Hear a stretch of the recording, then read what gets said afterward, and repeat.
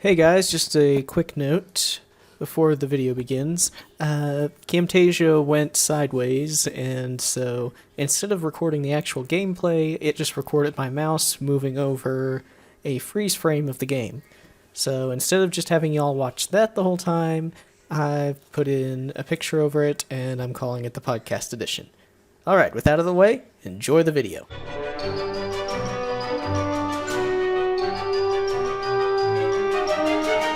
Welcome aboard, I'm Mason the Argonaut, and this is Insaniquarium. Let's get into this, and I'm going to have to say I have to apologize slightly for the most recent episode before this one, which, note by the way, I haven't uploaded yet, so you may or may not see it, with or without music. But if you do see it, then I should note that that was not a very good ramble. I mean, I got really rambly with that one. I'll probably put like a warning in the title, like insert clickbait title here or something like that. Oh, there, good, you're gone. Well, in all seriousness, some of the things I said there were right and correct, but I have a feeling that I might have mixed up some stuff while I was talking, and I don't think I even said anything of note, barely. So, yeah. But hey, this is practice, and there's only, 36 of you? 37? I don't remember. I guess that is kind of a lot to do, but hey, what can you do? You guys are here for my personality plus the games, so may as well go all out. You can't even do anything. Take this, you buy ladders. Alright, let's go. Come on, come on, come on, come on. There we go. Alright, let's upgrade the food, and we're getting back into it. Okay, so last time we found out that I don't need to buy any more fish, but now I can start buying the backdrops. So no more pets, so I can get backdrops now. So I bought one yesterday, and you'll see it when I go to the virtual tank. And then today they should have a new one in stock, but we'll see. I don't actually remember, that might have been after midnight, so we'll just see how well it works. Might have to wait until next episode. And I might actually be recording 2 episodes tonight, so if in the next one I end up being nearly delirious due to lack of sleep, well, you've been warned. If not, then all the better. Alright, so last time I rambled, I tried to talk about an economics issue, and I know I'm kind of harping on economics because it's interesting. I find it interesting. Not some of it, but at least the theoretical side. I don't think I would want to be an economics major, but I do enjoy the theory side of it. I'm listening to Econ Talk. I think I've said this before. But I was listening to the radio a while ago, talk radio, and there's an interesting idea that was put forward on it. It was kind of an offhand remark, but it was interesting, and nobody is considering doing this, so I think it might qualify as not incendiary. So here's the thing. So the guy was saying that there's a few different ways to raise money in a country, and those are taxes, loans, and printing money. And then he went on to talk about how taxes are unpopular, but if you force the government to use taxes, then they have to stick to it, and if they raise spending, it's not good. So it generally holds down spending. Loans are bad because they don't have the internal block, but they're not too horrible because you have external ones of interest rates and such, which will... And, of course, the stigma that comes with taking out money in the forms of bonds or from other countries or stuff like the World Bank, which can sometimes work in a popular sovereignty type country. But then the host dismissed the third one, the inflation one, only by saying that it's just like taxes, but without the stigma. And that got me thinking. Because, yeah, he does mention the bad parts of printing money. It creates inflation, naturally. But it gave me another idea. Because while he did talk about it as a supplement to taxes and such, what about replacing taxes with a money printing system? Now, hear me out, because I know that anyone who has looked at this and the inflation and stuff, it sounds suspect. I mean, in the first place, you have the problem with it being a bit harder to convince people that spending is a bad thing when the government is printing money, and you have the historical examples of the Weimar Republic in Germany, which, using inflation, basically made everybody go bankrupt and killed its country and allowed Hitler in. But that could be controlled better, to a certain extent, and I'm kind of spitballing here, just kind of brainstorming. Because even with getting taxes, the problem is that you have to get the money from people, and you also have to do all of this various tax code stuff that gets extremely politically charged with who gets deductions and all kinds of stuff. You get religious stuff pulled into it, as in what is and is not a religion, and what religious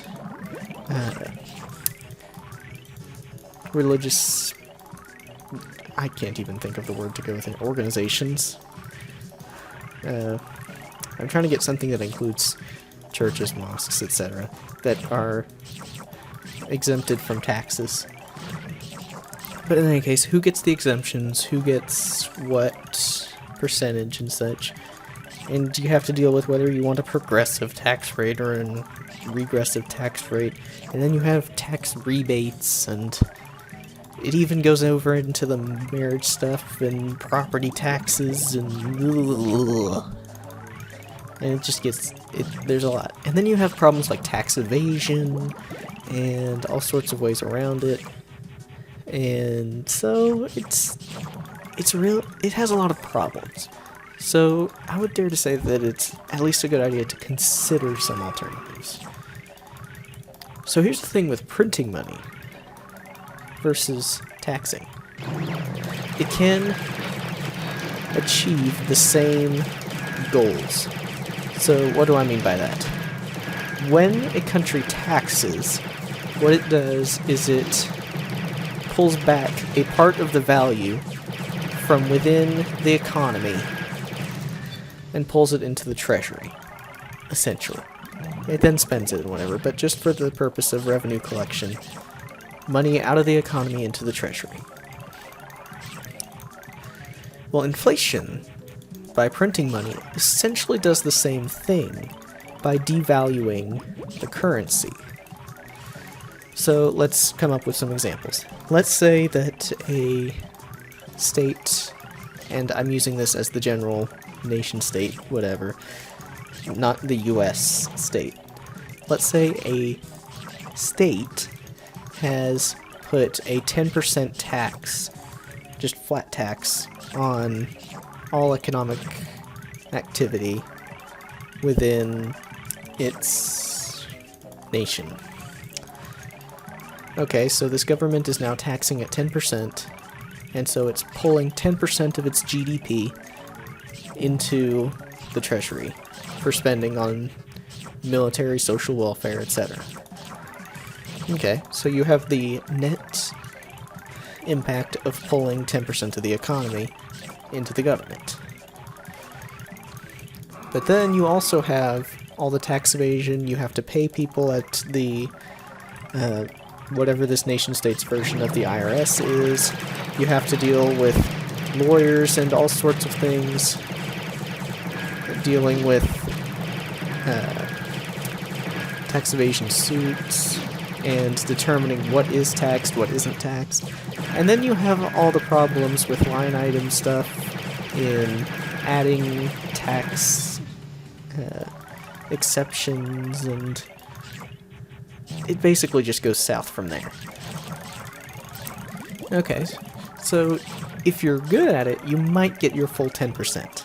I mean, if you have full cooperation. If you don't, and you also have a really big tax code, you will get maybe, we'll just say round numbers, and I'm guessing wildly, you'll get 9% of the economy in taxes, have to pay back another percent of it to the bureaucracy and tax collectors, and you end up only getting 8%. We'll say that's a way that you do it. Okay, now let's take this other alternative. And we're just going to leave loans out of it for now. Okay, so say you do it by inflation. Inflation works the same way. Sort of. So if you inflate your currency, let's say you inflate it... oh goodness, I would have to think of all the different percentages. But essentially what you can do is you can print enough money such that 10% of the money, 10% of all the currency is within the government treasury, and then just leave the other 90% out in the economy at large. This has this still has the effect of leaving 10% of the value in the treasury and 90% out in the economy. And so what happens is that now you have what amounts to an indiscriminate tax rate, sort of, in that you are taking value directly rather than shuffling around the actual bills and numbers in bank accounts.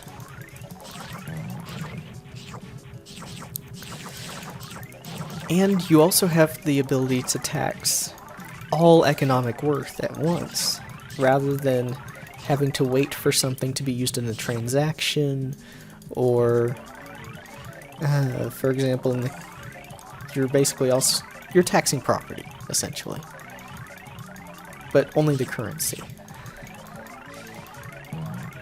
That's kind of a weird thing, a weird way to say it. So here's what I'm saying. Anyone with currency, they are automatically giving you the amount. No tax collectors, no nothing, just a printing press. And a little bit of bureaucracy around that, and you have to stop counterfeiting. But you need that anyway. Okay. So that's straightforward and rather easy, and that's a hard thing to mess with line items, and it's hard to make that difficult for your citizens. Okay, so what does this leave us with? What are some of the problems with doing that? Because I did think of those. One of them, you will very quickly end up with the worst currency anyone's ever seen. I mean, the Weimar Republic is infamous for this for a reason. So, yeah, eventually you're going to end up with your bills being nearly worthless. So you'll start having to just print larger bills. And to a certain extent, this is okay. I mean, if you adopt a scientific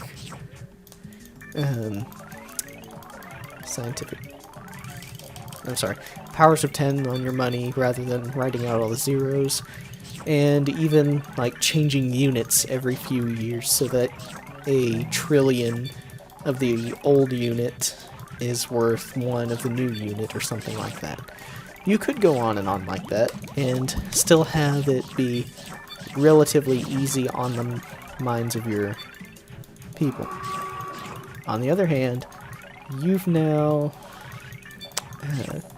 gotten rid of savings almost entirely. And people might just stop using your currency. That's the big problem, is if people stop using your currency, then the value will go down faster than you can print it. This will especially be true for any other countries, which will, instead of using your currency, will refuse anything in your currency. Because they don't want to be taxed from inside your country, even when they take it outside your country. And then you'll have to deal with only using, with people putting all of their money into gold or using external currencies within your own country. And that, I think, might be the biggest flaw within it. You would have to enforce people using a specific currency, and you would have to stop bartering, and on and on and on. So evasion would still be happening, and it might even be easier to evade than in a tax system. I mean, at least in tax you can kind of change it slightly. You can enforce it, you can change your targeting slightly. But okay, so that's only one thing. I mean, if you could get the entire world on one currency, then that wouldn't happen, would it? Well, it still would, because you still have goods that would be able to act as currency in and of itself. But still. And hey, maybe you could get a populace to agree to use that method. I mean, it's not entirely dumb. And maybe they would like not having to pay taxes directly. Though, you gotta know that people are gonna play the system. Because people respond to incentives. So you've just incentivized everyone to not use your currency. That's a problem. Especially if you try to use this instead of taxes, because then your currency's not worth anything, so your treasury's not worth anything, and bye-bye to your nation. You aren't getting any of those shiny fighter planes. And the next dictator who rises up will be crying out against you for devaluing their currency, and you're pretty much out of office. And well, if you're a king, you'll have a coup on your hands. Okay, so that's the biggest flaw with it, which almost entirely destroys it out of the box. And if it weren't for the current low rates of inflation in certain currencies, then people would just stop using them. Keynes actually would like this idea. Keynesian economics recommends a high inflation rate in order to promote growth and make sure that people continually shuffle around the money. But then you get other problems, like that you have undersaving because people are shuffling around their money so fast that they take big risks, and then you have the banks having to have ludicrous interest rates to even make saving your money worthwhile, and it just gets worse and worse and worse. Okay, so yeah, and then when a recession comes around, you will have nobody with savings, and you'll essentially you'll have a huge debt problem, and well, yeah, that's another thing. Debt will skyrocket because people will decide that they want that, hey, that credit card bill, it's not going to be worth anything in a few years. And guess what? That credit card bill, it's going to have a gigantic interest on it to match or surpass the rates that are being thrown at it, the rate of inflation. Just like the banks will have higher rates of interest for giving you money in their accounts and on the loans. And if you think the rates are bad now for student loans, just see what would happen if you tried to do the entirely interest-based idea. So I think these are all the reasons why no one's ever tried it before. Is because because for all of its merits, it's incredibly impractical. That it's the kind of thing that you'd expect a Enlightenment era utopian to come up with. Because hey, it'd get rid of taxes. But yes, now this could be a good idea inside of video games. But then why would you need taxes inside a video game all that much? But yes, in a video game where you can be forced by game mechanics to use certain currencies, it might work. And so it might be a good way to build video game currency systems and governments and stuff. But I wouldn't count on it anytime soon in the real world. I mean, if you could get that to work, it'd be kind of cool. But unfortunately, none of that. And I know that there's going to be... Let's go ahead and address the elephant in the room of people who are in favor of a progressive tax. I prefer a flat tax, personally. Flat. Not regressive, not progressive. Flat. But then that's... okay. But it's impossible to change regressive, progressive, etc. You can only have a flat tax sort of system in it. And then you're also... well, you might say that you're hitting poor people more, but really they're losing less money. The percentage speaking of taxes in percentages has never been all that good. Because people still ask that the poor pay more. I mean, the poor, excuse me. They ask for exceptions for the poor and for making the rich pay more. For what reasons, I know, but not going into that here.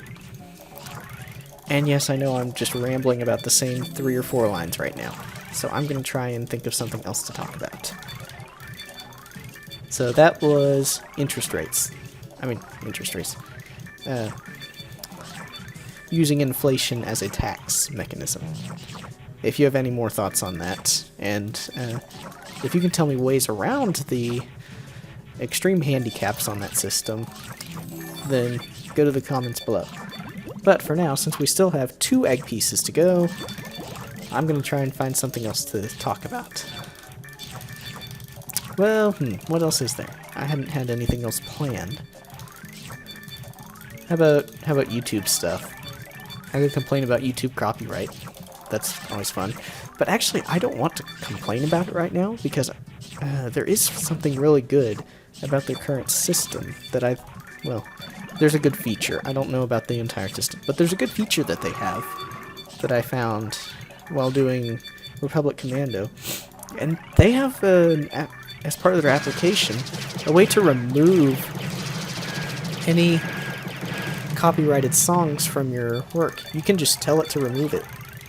And, oh no, I'm gonna sneeze. Oh, I hope I stopped that enough. Okay. Whew, that's quite a sneeze. Now I know how Vex feels when he has to sneeze and turn off his mic. I really need to keep that switch closer to me. Okay, where was I? Oh yeah, YouTube copyright. I kind of like this because it identifies copyright songs, and then it lets you pick them out of your video. And the cool thing is, it doesn't just mute all the audio there. It doesn't. It actually leaves in, like say if I'm talking over a bit of copyrighted music, which happened quite a bit in Republic Commando, because they used tracks directly from Star Wars. Whenever that happened, they would leave my voice in, but take the music out from under it. Which is awesome. I'm not sure how they do it. But considering that I only use freeware, well, that's not entirely true. I have Camtasia right now. Freeware or incredibly discounted software. It's probably something that you can get with higher-end professional stuff. Okay. We should be coming up on getting those last 2 egg pieces soon. And then this might be... Well, I'm not sure about next to last. There may be only 2 more episodes after this of Insaniquarium. So that's awesome.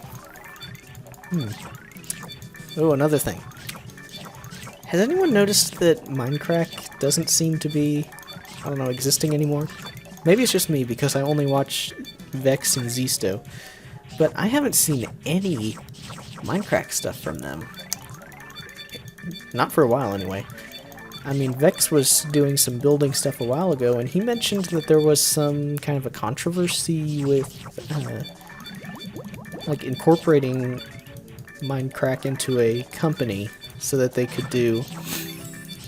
could simplify some legal stuff. But, well, since then, and since Vex started the little Stargate thing that he never made a second episode of, I haven't heard anything from either him or Zisto. Zisto left projects unfinished, which I find very unlike him. So I don't know if Minecraft isn't doing well, or if Minecraft videos in general aren't doing all that well. Though, considering that Zisto's still doing his Ragecraft 2, I think, is going on right now. Yeah, he's doing Ragecraft 2 and his single player world, which he hasn't had an episode of that in a while either.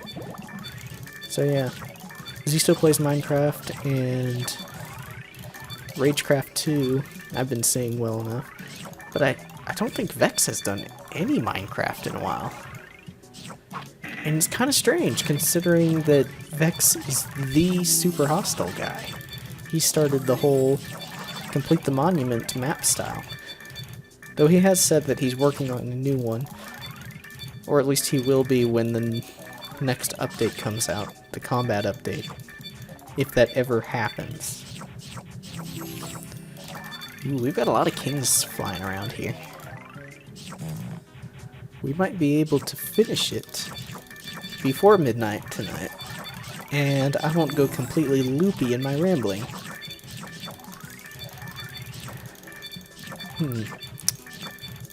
Speaking of which, there might be a gap in episodes, because I'm gonna have to reset up my computer and stuff after Insaniquarium is done, but we'll see how badly it goes. Also, I like how I don't need to upgrade to the final upgrade. I don't know if anybody is joining this series only now, and you're wondering why I don't upgrade to the last weapon. It's because that doesn't allow me to use my super fast clicking. It just has an auto fire, which is slower, funny enough, than my super click.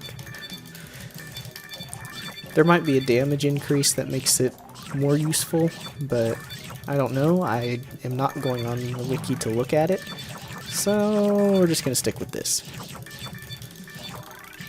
And besides, I'm the one who's going through this with just guppies, so if you want someone who's going to munchkin it all the way, then you might want to find someone else. It's kind of funny. I only learned that term from TV tropes. And I have started reading TV tropes again. I mean, it's horrible, but it's so good. It's really funny, because they even have a trope on there that TV tropes will ruin your life. But I kind of like being aware of all the little things and all the little tricks and stuff that people do in their works of art. I just kind of wish that they would have more of the works. Well, not more of them. They have a lot of them, I gotta say. But there's kind of at least one that's conspicuously missing. There's actually quite a few. Lego Soccer Mania. I was surprised to find they didn't have any mention of. Though it might just, I mean, I guess it could fall under the Lego adaptation game, sort of, but it's not an adaptation of anything. Oh hey, here's the last bit of the egg. Let's do this! And now it's midnight, so we're absolutely going to get the background. There's not much point to this, is there? Actually, yes there is. It keeps me from having to grind shells quite as much to get all the backgrounds by the end of the game. And I will also try to replace that last Carney clone before we end. Yeah, as long as we can find a fish that's interesting enough. And if there are any fish that are left unnamed by the end of the last episode, I'll just go through and name them all myself. 1,200. I think that's the most I've ever gotten. Alright.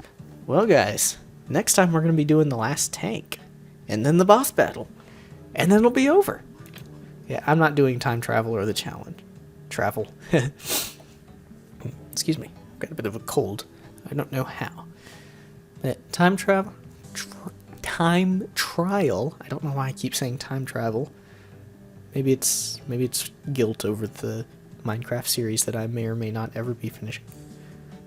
I should probably save the world for that, just in case.